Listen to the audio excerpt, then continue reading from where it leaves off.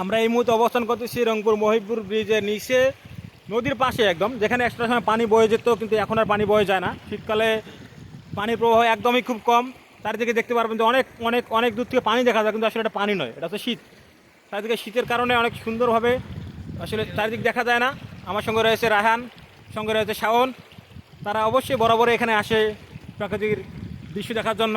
অনেক ভালো লাগে, সে আমাদেরকে সাপোর্ট করে বরাবরই, অনেক সুন্দরভাবে আসে।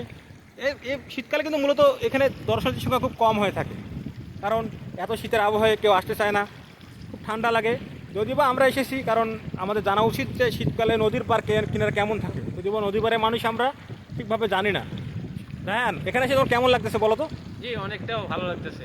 শীতের আবহাওয়াটা কীরকম, বাতাসটা কীরকম বলো তো? খুবই অতিরিক্ত।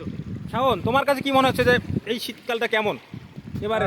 শীতের কনকনে ঠান্ডা হাওয়া, আমার মতে সবাইরে একবার হলেও মহিপুরে এসে ঘুরে যাওয়া উচিত। কারণ এখনকার যে পরিবেশ, শান্তশিষ্ট পরিবেশ এবং কনকনে শীত, এবং ভ্রমণ পিপাসু যারা আছেন তাদেরকে বলতেছি একবার হলেও মহিপুরে আসেন এবং ঘুরে দেখেন কি অবস্থা মহিপুরে। তাহলে বুঝতে পারবেন যে এখনকার সৌন্দর্যটা কতটা সুন্দর শীতকাল।